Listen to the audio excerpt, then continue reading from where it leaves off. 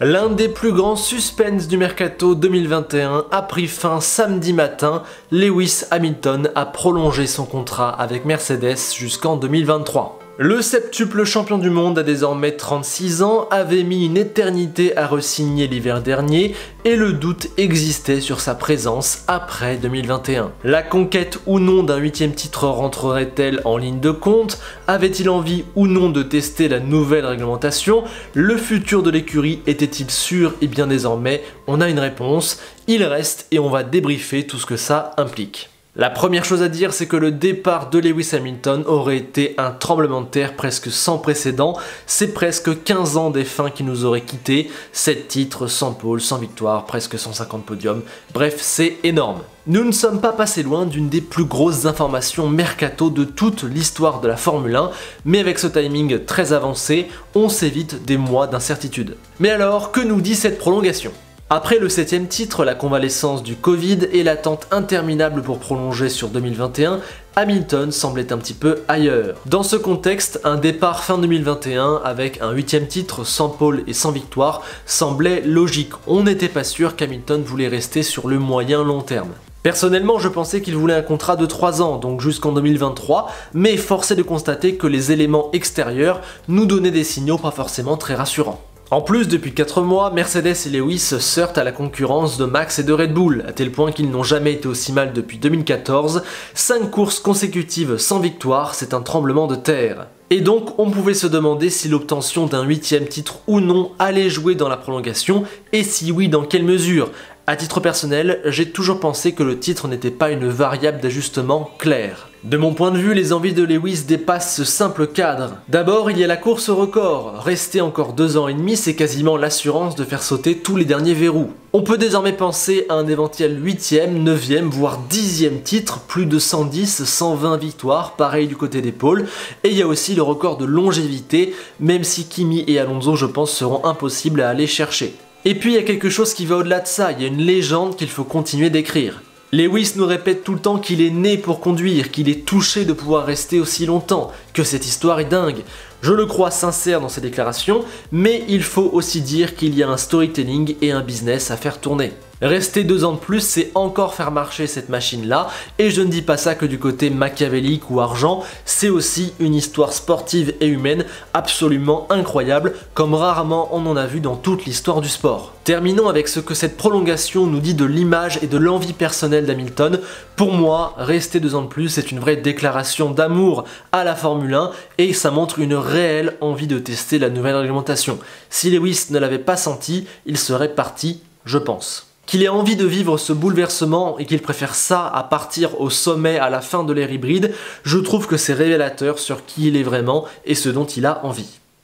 Maintenant, qu'est-ce qu'on en pense? Est-ce que c'est une bonne ou une mauvaise chose de voir Lewis rester? Eh bien, forcément, que celui qui a raflé 6 des 7 derniers titres et pris presque la moitié des victoires de l'ère hybride reste encore pendant 2 ans, forcément, ça va pas plaire à tout le monde, et je peux le comprendre. Certains y verront donc une mauvaise nouvelle. Un Lewis qui reste, ça veut dire pas de changement, pas de grand bouleversement au sein de la Formule 1, et pour peu que Mercedes réussisse la transition 2022 et qu'il reparte pour 2 titres sans partage, ça peut vite devenir lourd pour tout le monde. On était arrivé à un point où partir avait du sens, il avait déjà beaucoup gagné, surtout récemment, il arrivait à un certain âge, la F1 allait changer de visage, certains pensaient donc qu'il allait partir avec ça et que ça ferait du bien de voir de nouvelles têtes, ce n'est pas le cas, ça peut agacer, je peux le comprendre. Malgré tout, à titre personnel, je me réjouis de cette nouvelle.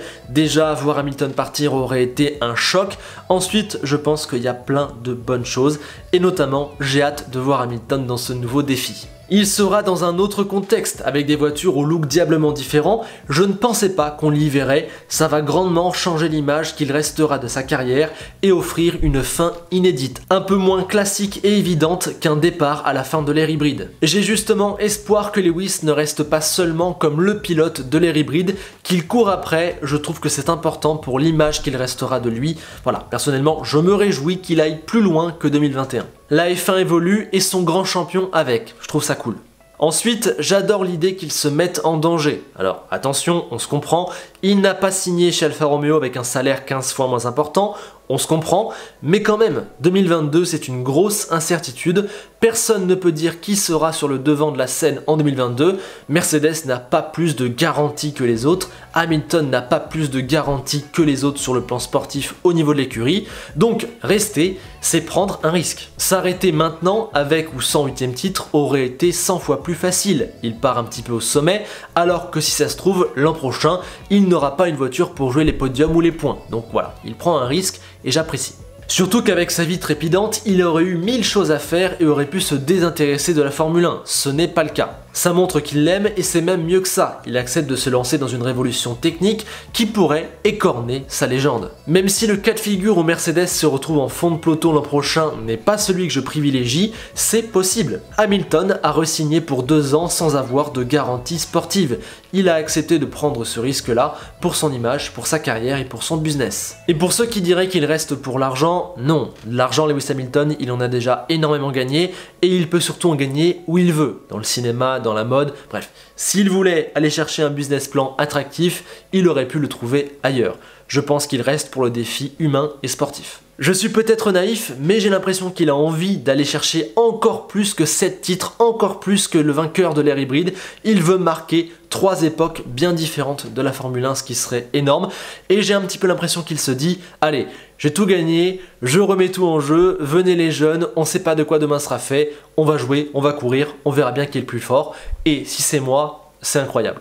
Enfin, et ça c'est incontestable, que Lewis Hamilton reste, c'est une nouvelle absolument formidable pour la Formule 1, sur le côté humain, sportif, storytelling, finance, marketing, c'est énorme.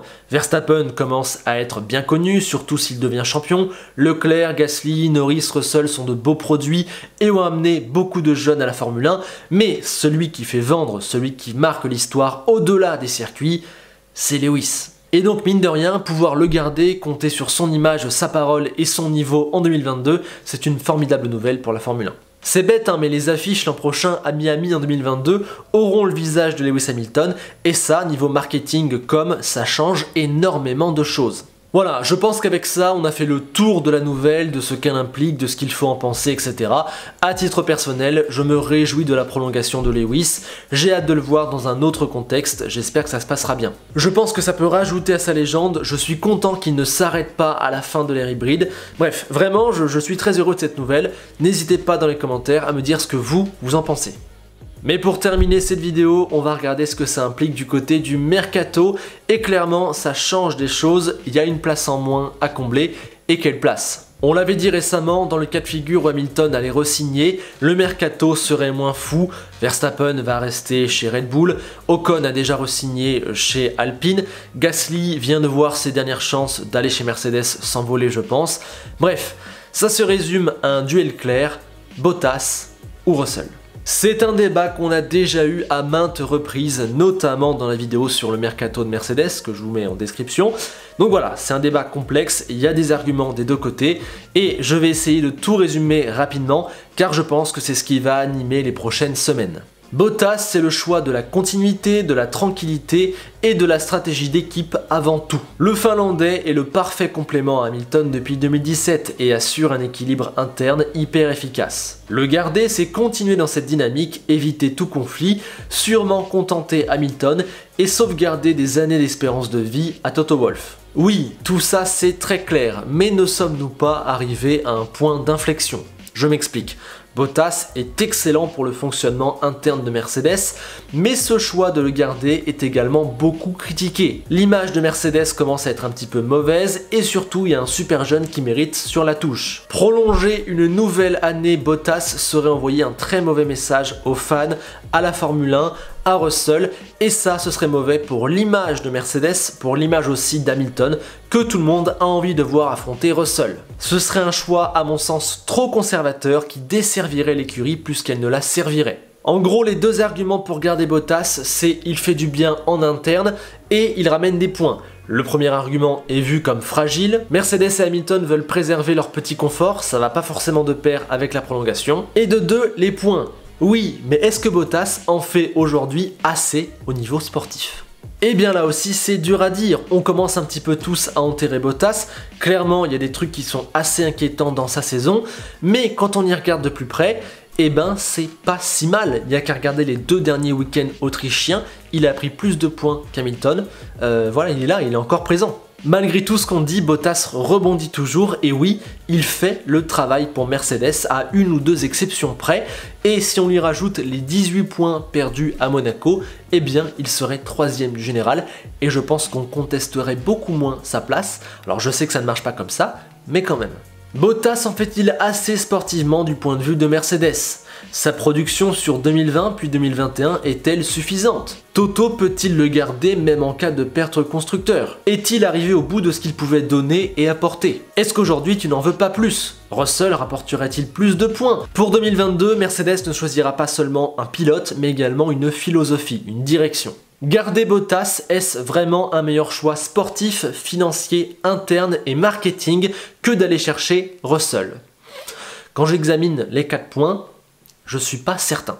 George justement, après 3 saisons je le trouve prêt. Déjà depuis son doublé GP3 GP2, on savait qu'il avait du talent et il a vite montré chez Williams que la F1 ne lui faisait pas peur. Certes la voiture est trop mauvaise pour se rendre compte de sa vraie valeur et ses coéquipiers n'ont été que Kubica et Latifi, mais c'est quand même impressionnant. Aucune défaite en qualif, des performances parfois époustouflantes et surtout récemment un niveau qui laisse rêveur. Sans oublier son passage dans la Mercedes à Sakir qui nous marque tous encore aujourd'hui, c'était vraiment énorme. Certains diront qu'il fait trop d'erreurs ou qu'il n'a pas encore le niveau nécessaire pour piloter chez Mercedes, ce n'est absolument pas mon avis. Pour moi, George a le talent, mérite le siège et s'inscrit dans la bonne temporalité. En plus, je ne crois pas trop à l'idée d'étape intermédiaire selon laquelle il devrait d'abord se former dans une écurie du midfield. D'ailleurs, je ne vois pas dans quelle écurie il pourrait le faire. En plus, il y a 2022, donc c'est très incertain. Non, pour moi, après avoir tourné le truc dans tous les sens, c'est bon. George et Mercedes, ça doit se faire pour lui, pour nous et pour Mercedes. Et pour ceux qui s'inquiéteraient de son manque d'expérience ou de sa jeunesse, je fais un parallèle avec Leclerc. Les deux ont gagné la GP3 et la Formule 2. Leclerc, lui, n'a passé qu'une année avant de rejoindre Ferrari et on a vu à quel point c'était un bon choix. Je pense que George est exactement dans le même cas de figure et lui a eu 2 années de plus pour se former. Certains auront peut-être peur qu'il fasse des erreurs chez Mercedes et qu'il impose plus de travail et de soucis à l'écurie. Alors je vous le dis, oui, il y aura des erreurs, peut-être un peu plus que Bottas, oui, il y aura un temps d'adaptation, oui, ce sera peut-être moins constant, au moins au début, mais je pense qu'il y a plus de potentiel, plus de performance à aller chercher et plus de garanties sur l'avenir. Pour ce qui est de la gestion, Russell n'est pas Bottas, avec tout ce que ça implique de bon comme de mauvais, mais il reste un pilote géré par Toto Wolff, à qui il doit tout et qui a un peu de droit de vie ou de mort sur lui. Toto sera freiné ou calmer son pilote et je pense George assez mature et intelligent pour comprendre qu'il débarque encore dans l'équipe de Lewis, à côté de Lewis. Bien sûr, il voudra le battre dès la première course, mais je pense qu'il sait qu'il n'a aucun intérêt à créer du conflit. Il vaut mieux pour lui que ça se passe bien et au moment venu, je pense qu'il saura être intelligent. Surtout qu'il sait que dans 2-3 ans, il n'y aura plus Lewis et ce sera son écurie à lui. Je ne crois donc pas au scénario d'un feu interne ingérable dans le cas où Hamilton et Russell sont alignés ensemble. J'ai confiance envers les 3 parties et surtout, je pense que les 3 parties ont besoin de s'associer et ont besoin que ça marche bien. Tournez le truc dans tous les sens, mais vous verrez que et Hamilton, et Mercedes, et Russell ont besoin les uns des autres et ont besoin que ça se passe bien pour des questions sportives, financières et d'image. Pour terminer, je ne pense pas qu'Hamilton mette de veto à la venue de Russell. Ce serait une décision catastrophique pour son image. Voir un septuple champion du monde avoir peur d'un junior, ça le ferait moyen. Surtout que Lewis a tout intérêt à accueillir George dans son équipe, à accueillir le jeune poulain que tout le monde veut le voir affronter, et puis s'il le bat, ça augmente encore un peu plus sa légende. Alors que s'il reste et il bat encore Bottas 2 années, moyen. Et puis je ne pense pas que Lewis ait une telle importance dans le choix du coéquipier, je pense que la décision de Mercedes l'emportera surtout. Bref, j'ai beau tourner le truc dans tous les sens, pour moi, aligner George Russell à côté d'Hamilton en 2022, c'est le meilleur choix possible pour toutes les parties. Et si ça n'arrive pas, je serai très critique envers Toto Wolff. D'ailleurs, vous le savez, c'est mon pronostic depuis plusieurs mois, je pense que George va être annoncé chez Mercedes, pourquoi pas dès Silverstone. Bien, je pense qu'on a fait un bon tour de la situation, d'abord la prolongation de contrat, ensuite le choix du futur coéquipier, voilà, j'ai donné mon avis sur tous les sujets, j'ai donné tous les arguments, comme d'habitude, je vous attends en commentaire pour continuer le débat et donner vos avis. Allez sur ce, je vous laisse, j'ai un vlog à terminer, je vous dis à très vite et on se quitte sur une phrase d'Enzo Ferrari qui considère que Lewis Hamilton n'est pas le plus grand pilote de tous les temps car il n'a jamais couru en rouge. A bientôt.